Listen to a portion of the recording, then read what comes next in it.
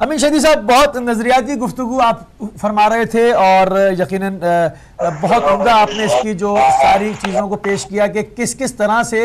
کن طرح سے انہوں نے ہماری ہر نفس کے اوپر پنجے گاڑے میں اور اس کو جکڑا ہوا ہے. اب کیا اگلے سٹیپ میں کیا وہ اندر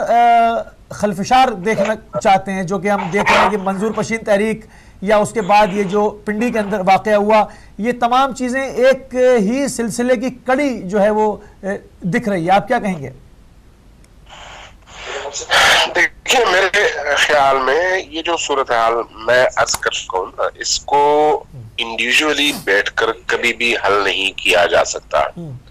بعض باتیں ایسی ہیں جن کا مقابلہ آپ انڈیویجول کی حیثیت سے کریں تو اپنی ذات کو تو بچا سکتے ہیں، لیکن یہ بھی بہت مشکل ہے کہ آپ جو ہے تالاب میں بھی ہوں اور گیلے بھی نہ ہوں. بہت مشکل ہے. یہ ہو نہیں سکتا کہ آپ دھوپ میں رہیں اور دھوپ سے اپنے آپ کو بچا بھی سکیں، ممکن نہیں ہے. اس لیے ایک ایسے معاشرے میں رہتے ہوئے جب آپ کو ان مشکلات کا اور ان مسائل کا سامنا کرنا پڑتا ہے تو پھر اس کا مقابلہ بھی اجتماعی طور پر ہی کرنے کی ضرورت بھی ہوتی ہے، اور تبھی یہ مقابلہ ہو بھی سکتا ہے. لیکن یہ مقابلہ بالعموم عوام کے کرنے کا نہیں ہوتا بلکہ ریاستوں کے کرنے کا ہوتا ہے. آج جو ہماری مشکل ہے وہ یہی ہے کہ ہمارے ریاست کے جو پلرز ہیں، ریاست کے جو ستون ہیں، ان ستونوں کو جو کام کرنا چاہیے تھا وہ انہوں نے نہیں کیے. وہ بھی اسی رو میں بہتے رہے اور ان عالمی طاقتوں کے مفادات کو اپنا مفاد سمجھ کر غلطی سے یا چھوٹے چھوٹے پیسوں اور چھوٹی چھوٹی قیمتوں کی بنیاد پر اپنے آپ کو بیچتے رہے، اپنے ارادوں کو بیچتے رہے، اپنی صلاحیتوں کو بیچتے رہے، اور اس کا نتیجہ یہ ہوا کہ ان کے مقاصد کے لیے یہ کام آئے. تو ہمارے یہاں جو پڑھا لکھا طبقہ ہے وہ بالعموم وہ ہے جو انڈیویجولی اپنے ارد گرد کا سوچتا ہے، اپنے معاشرے کا، اپنی قوم کا اور اپنے ملک کے مستقبل کا نہیں سوچ پاتا.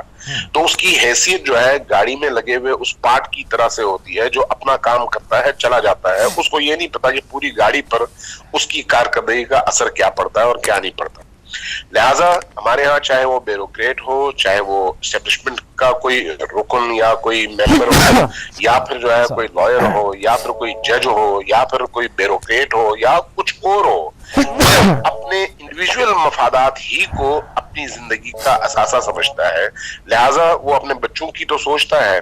اپنے معاشرے کے بچوں کی نہیں سوچتا. وہ اپنے مستقبل میں گھر کی سوچتا ہے لیکن پورے معاشرے کو جس طرح سے ایک گھر میں تبدیل کرنا چاہیے اس کے بارے میں نہیں سوچتا. نتیجہ یہ ہوتا ہے کہ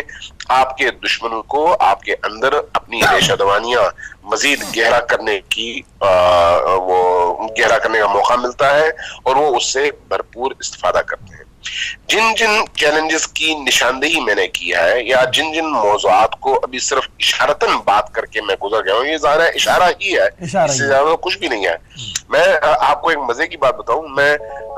یہاں پر آپ کے سوات کی طرف ایک علاقہ ہے، اس علاقے میں میں نے دیکھا امریکنز نے ایک اسکول بنایا اور 3 سال اس اسکول کو چلایا. تیسرے سال اس اسکول میں پڑھنے والی بچیوں کی تعداد تقریباً 3000 تھی. تو جب ان کی وہ بک شائع ہوئی تو اس اسکول کے جو سالانہ ان کا وہ کنونشن یا جو بھی اس کو ان کا سالانہ پروگرام کہیں، اس کے لیے جس کو دعوت دی گئی تھی وہ نیٹو فورسز کا سربراہ تھا. بتائیے ذرا نیٹو فورسز کا سربراہ. جب نیٹو فورسز کا سربراہ وہاں پر آیا تو اس اسکول کے پرنسپل نے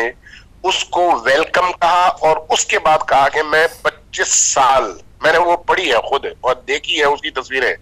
میں کہنے لگا کہ میں 25 سال CIA کا سربراہ رہا. میں یہ سمجھتا ہوں کہ ان 25 سالوں کی نسبت ان 3 سالوں میں نے زیادہ کام کیا ہے. ایک CIA کا سربراہ آ کر سوات کے علاقے میں ایک اتنا بڑا اسکول بناتا ہے اور 3000 بچیوں کو اس لائن پہ لگا دیتا ہے جو لائن امریکیوں کی ہے، اور پھر وہ اپنی 25 سالہ سروس کی نسبت ان 3 سالوں کو زیادہ غنیمت اور زیادہ اہم سمجھتا ہے. تو اس سے آپ اندازہ لگا لیں کہ وہ کس طرح سے سوچتے ہیں اور ہم کس طرح سے سوچتے ہیں. بلتستان والی مثال آپ کو میں بتا چکا ہوں. شہروں میں بھی شہروں کا تو میں انکار نہیں کرتا، شہروں میں تو اس طرح کے وسائل زیادہ ہیں، شہروں میں اس طرح کے مواقع زیادہ ہیں، لیکن امریکن آتے ہیں کیٹو کی چوٹیوں پر بھی یہ کام کرتے ہیں، یعنی جہاں پر آپ میں سے کوئی نہیں جاتا اس کام کے لیے،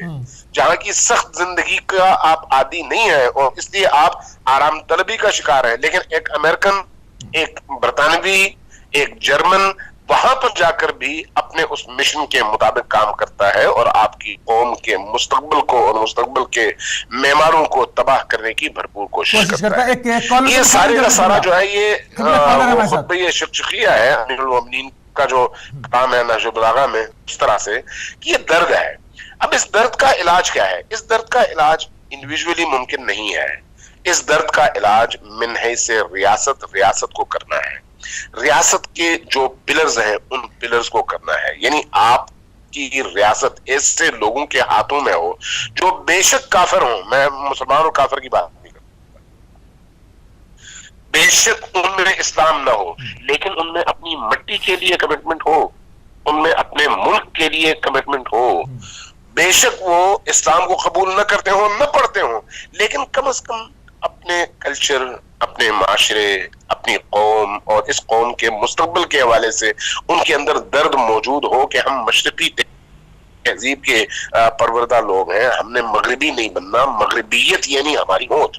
اس چیز کو کم از کم وہ سمجھتے ہوں۔ چائنیز تو مسلمان نہیں ہے نا،